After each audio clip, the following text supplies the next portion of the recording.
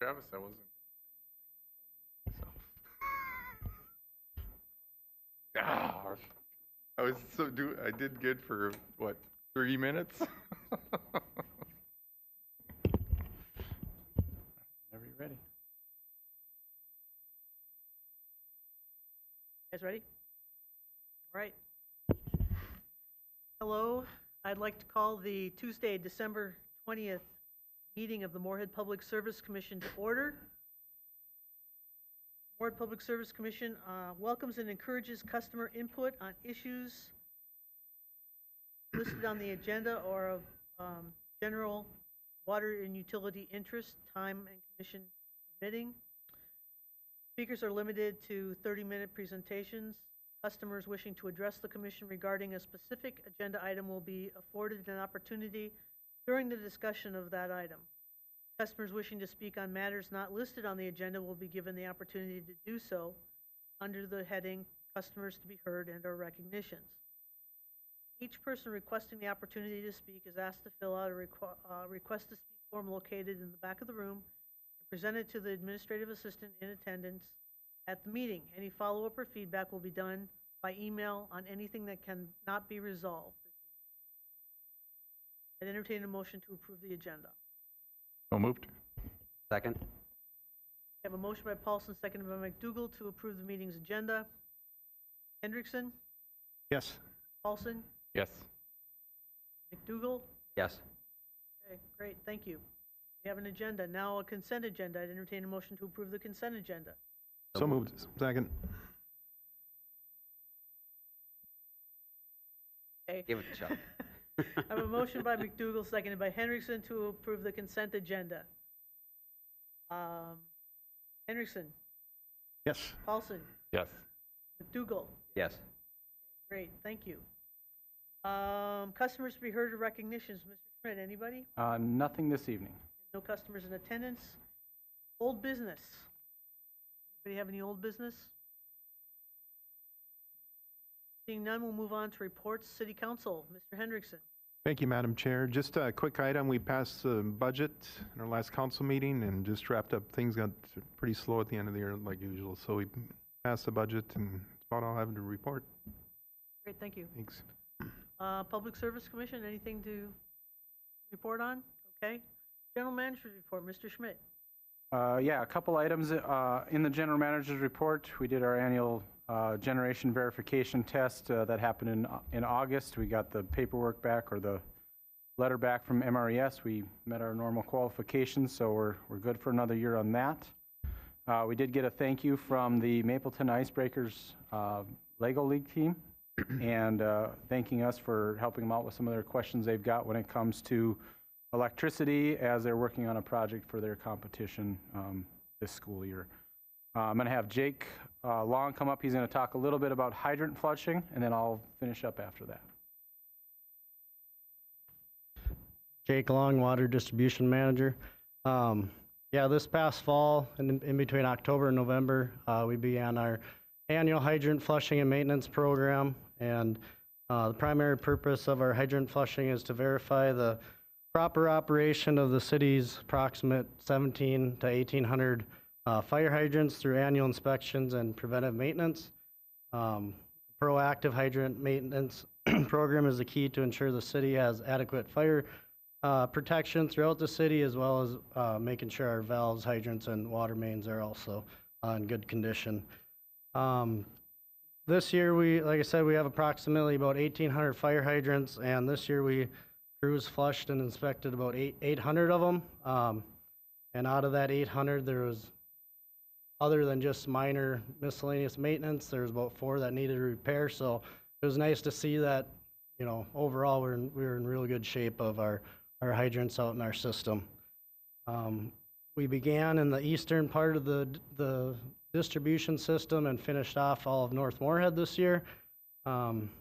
Another nice tool we have is this information is all recorded into our GIS system, just so we can look and analyze it into the future, as well as recording maintenance and repairs on each hydrant. Other than that, it just was a real good year of a good program this year, and we had really good results. So More info, we do have a hydrants fax and frequently asked questions on our website, so if you have any questions, people can look into that as well. Jake, you work with the fire department on this as well too, and I think you guys have a plan on how many you want to have inspected in a period of time. You want to talk about that a little bit and that collaboration we have? Yeah, so the fire department, City of Moorhead Fire Department, they kind of take care of inspecting the private fire hydrants, which is, of course, anything that's on the private side of the property. And I think there's about approximately 350 private fire hydrants, and the fire department staff, they go and inspect them. They don't flush them at this point. They're working on some Sort of policy. policies on flushing just in case things were to break, but they do inspect them, make sure there's not water in them so they aren't freezing at this time of year, of course. What was the second part of your question? Just what's you've got a program or a timeline of how you want to, or how long between inspections? Sure, yeah. I think you guys finished earlier than normal. Yeah, we have a policy of flushing at least 1/5 of the system each year, and we just completed about over a third of it this year, so we're pretty happy with that. Just with our staff time and how many hydrants we have out there, we were able to, in the last 4 years, we touched every single hydrant throughout the system. So happy to have that done because it's important. So there are private fire hydrants? I wasn't clear about that. Stuff that's not on the street, but in yards, is that what it is, or? Right, so the fire department and the fire marshal, they have different codes that they have to follow with fire hydrants. And so if, say, a new business goes up and, like, for example, shop condos, a lot of times there'll be a water main that runs in between the shop condos, and there'll be a fire hydrant in the back end of their private property, and those are maintained by private owners or private property owners. Any other questions for Jake? Thanks, Jake. Thank you. Thanks, Jake. The last thing I have on my general manager's report is Missouri River Energy Services. Their board of directors did a rate adjustment on the reserve capacity agreement. So for our Centennial Gen plant that we ran during the polar vortex, typically on a monthly basis we get $2.97 per kilowatt hour or per kilowatt that we have for reserve capacity if and when it's needed. Because of market conditions and how things are going and the price of cost of new entry for new generation, they're moving that up to $5 per kW. So we have 10,000 kW of generation capacity. So we're going to see about a $20,000 increase starting in June on that.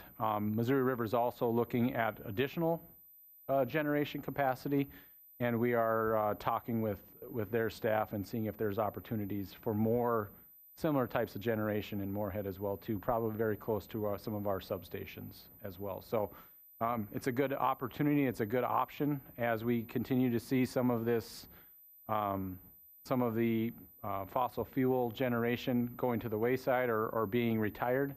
It's a nice stopgap until other generation can be brought online. So you get the cold days like today where if we have to turn on, there's more of that available in Moorhead as well too. So it's got a positive for both Missouri River because they need it for their generation capacity that they have to work with Southwest Power Pool on and Midwest Independent System Operator. But it also has a benefit for Moorhead as well too, because now we're not having to try, less potential of rolling blackouts as well. So we're going to be working with staff on that to see if there's options. There are some struggles with that as well too. Minnesota Pollution Control Agency has to permit those things, and that can be very difficult as well too. So we got to figure out how that looks and works before we really invest a lot of time and effort into this. But it's something that is of interest to MPS or to staff as well too. So working through that as well. So that is all I have for my report, unless you have questions. Travis? I entertain a motion to accept the general manager's report. So moved. Second. Motion by Paulson, seconded by McDougall to accept the general manager's report. All in favor say aye. Aye. Opposed? 8. Sure. I'm going to have Mark Pritchard come up and speak to this. We've got, we have a 2 or 3 year contract with our current lime hauling contractor. Mark has some good information on that and good news as well. I'll let him speak to that and probably talk a little bit more about how we're trying to find other avenues as well to get rid of some of this lime sludge or lime solids. So go ahead, Mark. Yeah, thank you, Travis. Mark Pritchard, Water Plant Manager. As Travis had mentioned, this is a continuation of the existing contract that we have with Border States Paving out of Fargo, North Dakota for the contract hauling and disposal services of the lime that we produce from our new dewatering facility. So at the beginning of the original contract that was approved by the Commission on October the 5th of 2021, within that contract, we did have the options for 1-year increment extensions based on good performance. And that was one of the processes that we started to look at third and fourth quarter of this year to see how market conditions, the existing contract, and then other conditions would factor into either rebidding or extending the contract with Border States. So as we went through that process, we were looking at a large variety of factors from diesel fuel prices to distance to potential locations for beneficial reuse for this material and other things. And we determined that, with the coordination that we've had with the contractor, Border States, we were very happy with their overall performance.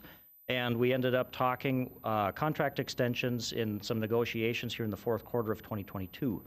I am very happy to inform the Commission that we were able to negotiate a decrease in the price increase for the contract extension relative to what was provided in the 2021 contract. Based off of this year's production tallies, it will save us approximately $71,000 on an annual basis. So it's a good chunk of change for the Water Division for us to use for other needed projects. As we move forward, the original contract, as I stated, the 1-year extension price was originally $88.90 per cubic yard.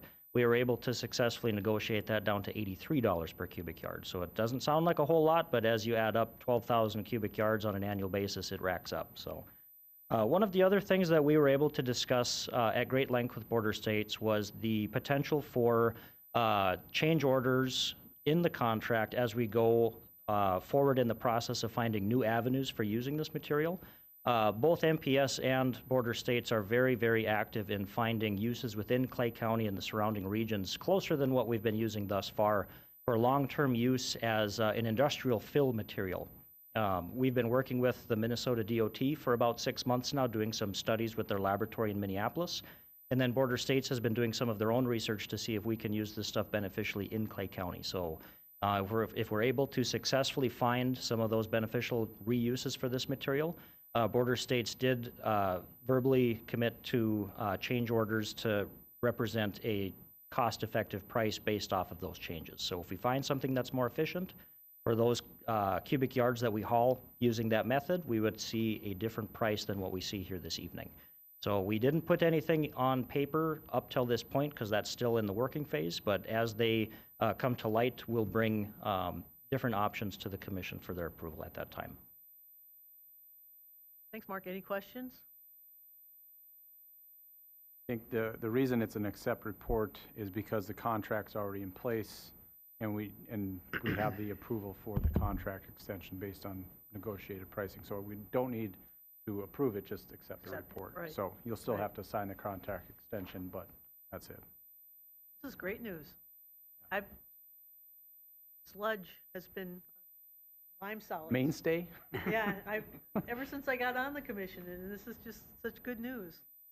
Yeah, it's been a culmination of a lot of work since about 2015. That's when we found out of the MPCA rule change, and then we really hit the ground running at that point. And this is it's a good next step, but we are still looking at a variety of options, both with our contractor, Border States, and then our own in-house adjustments we can make to further, put together a more efficient option for not only the hauling, but then the use of this material. I think we budgeted about $1 million for contract hauling. So this will definitely help reduce that overall cost. But like Mark said, he's working on other things to get it down even further because it's an expensive piece of this operation. So, and fairly new too, so. It is. And just for the Commission's knowledge as well, we did budget for 2023 based off of this higher usage year at 12,000 cubic yards. We are hopeful that we see fewer total cubic yards pressed through this facility. Part of the reason why we saw such high numbers is because of the very hard river water that we experienced for a good chunk of this total year. We're hoping that we see a little bit better water quality coming through the Red River. That will mean less treatment chemicals on the front side that we use to treat the water, but then also a decrease in the cost on the back side to dewater this residual material. So we're hoping that we see some increased water quality that will save us on both fronts there too. Great, thank you. Any other questions, comments? Okay, I entertain a motion to accept the report. So moved. Second. A motion by Hendrickson, seconded by Paulson to accept the report for contract extension with Border States Paving. Any discussion? All in favor, say aye. Aye. Opposed? Great. Thank you, Mark. Thank you. Item number 12, Renewable Energy Certificate Program, WAPA.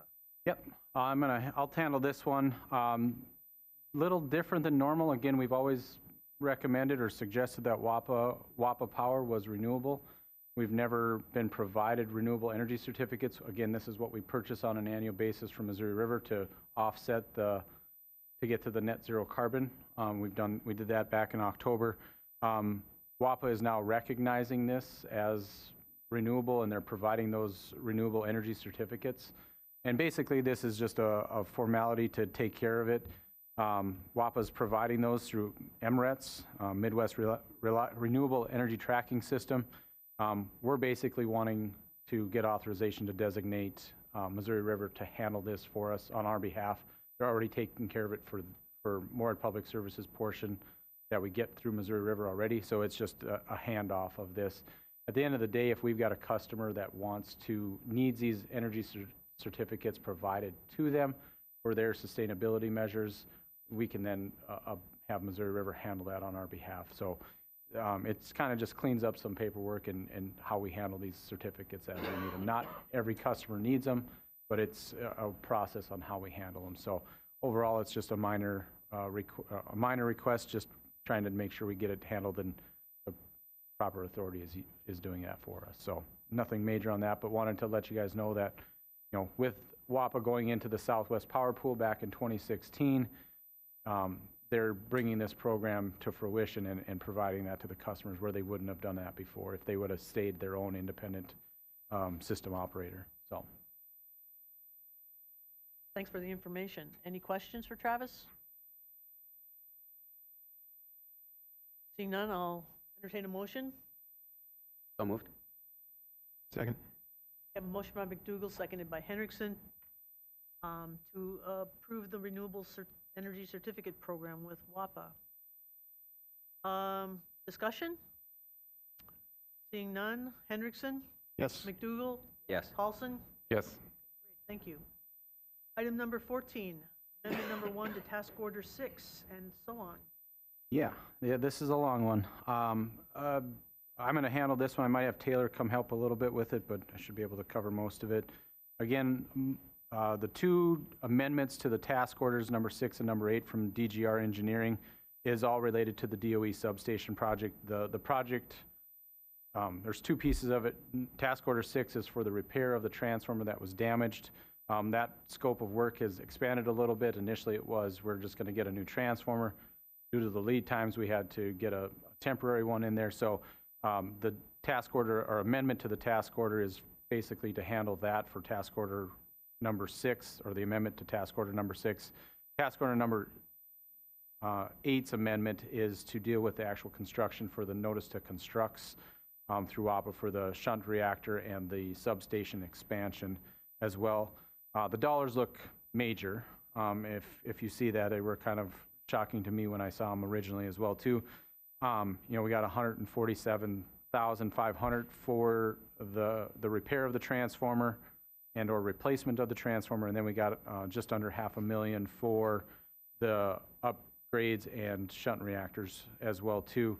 But overall, if you look at the cost compared to the engineer's estimate on the project costs, they're under 10%. I'm comfortable with that. I had to look at it that way, not just looking at going from $800,000 to $1.3 million to get a little bit more comfortable with it.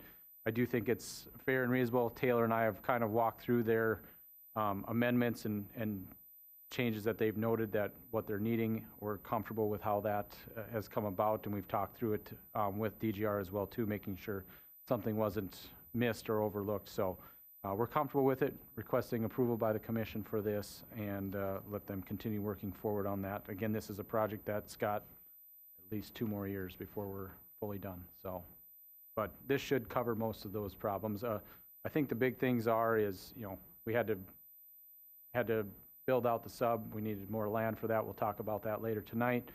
And along with that, they've hired a sub-consultant to help them with the inspections on the building of the transformers and the shunt reactors.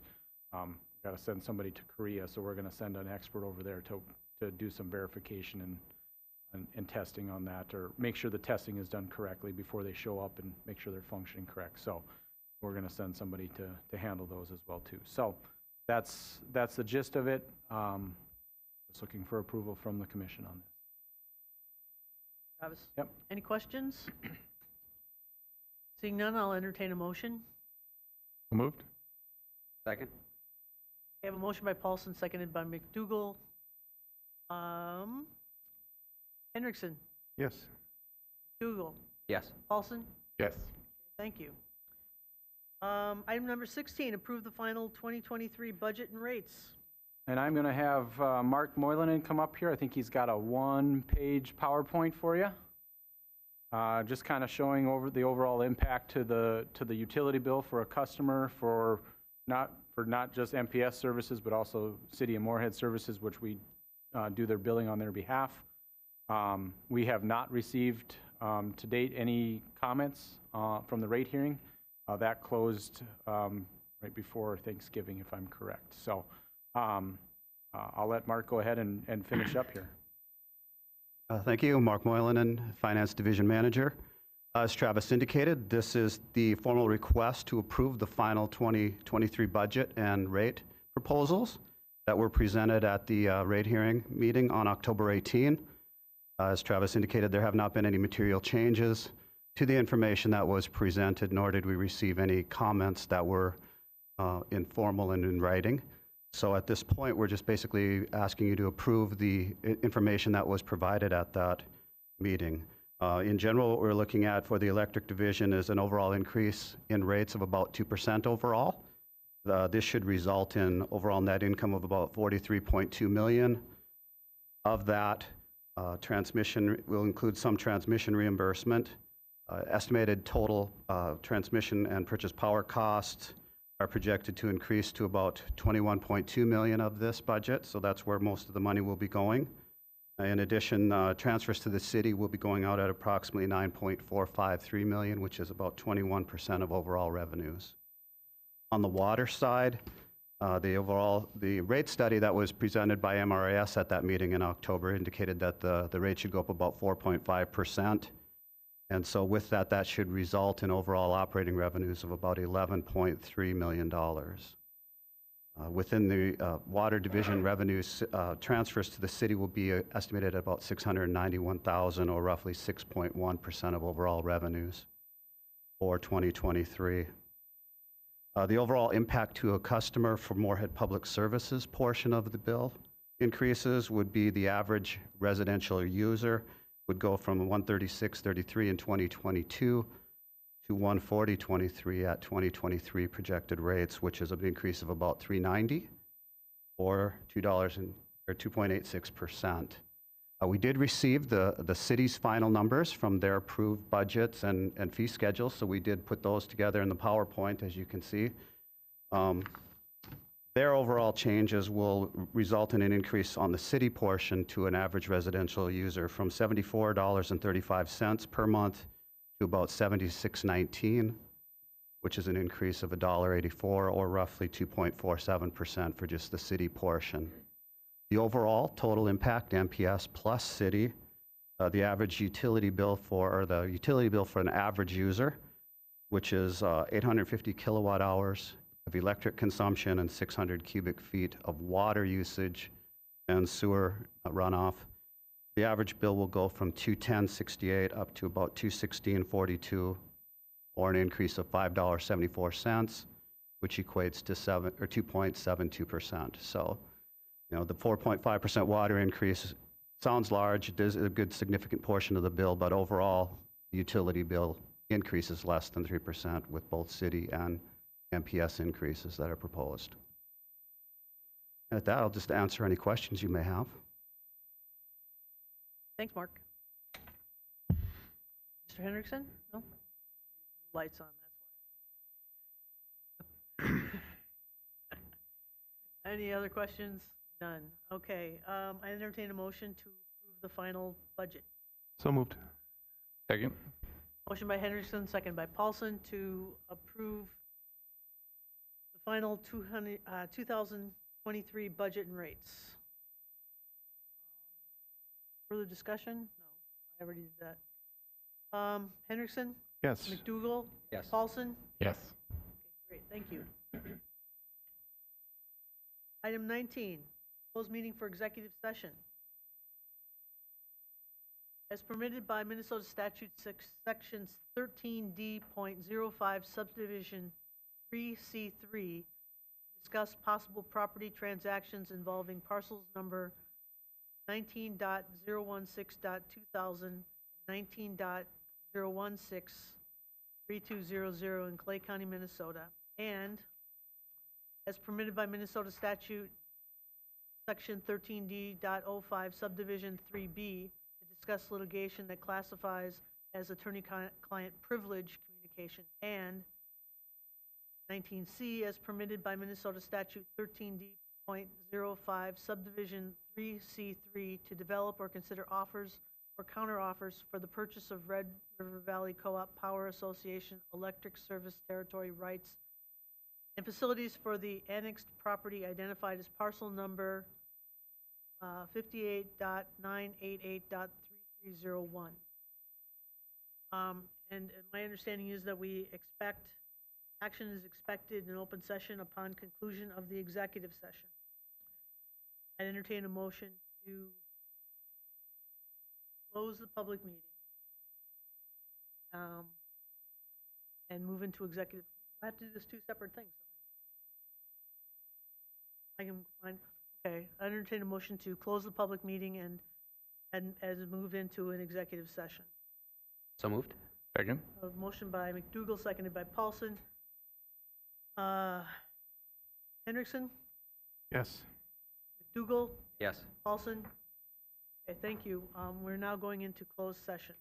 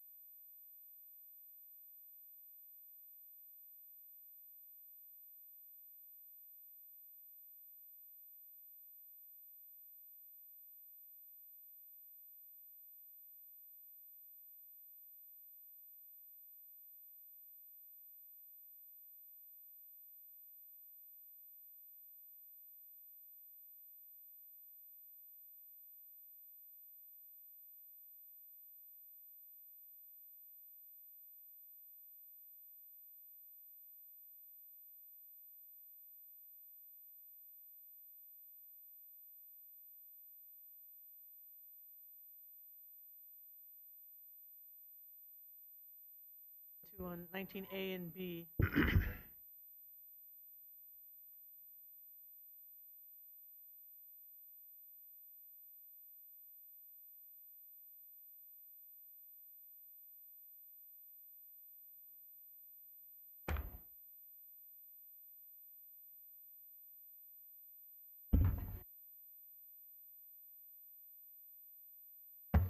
Okay, I'd entertain a motion to, we've come back from executive session. I'd entertain a motion to reopen the public meeting. So moved. Second. We have a motion by Hendrickson, seconded by McDougal to reopen the public meeting. Hendrickson, Yes. McDougal, Yes. Paulson. Yes. Okay, thank you. We're now in open meeting. In closed session, we conducted two items of business. Item 19A was approved, which was the approval of the purchase of land within parcels so spoken about before. And then 19B was, we approved the, second. We approved the settlement agreement and release for BNSF Railway Company litigation. Chris? Yes? If we could go back to 19A, I think we approve both the purchase of the land and the acquisition of easements that are necessary in that area.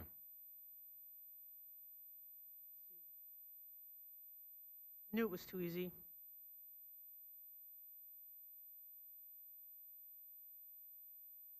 Yes, we approved the purchase of the land and construction easements of parcels number 19.016.2000 and 19.016.3200.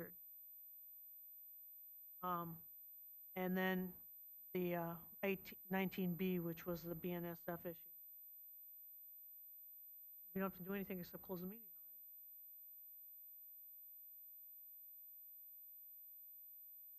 That's it, right? Okay.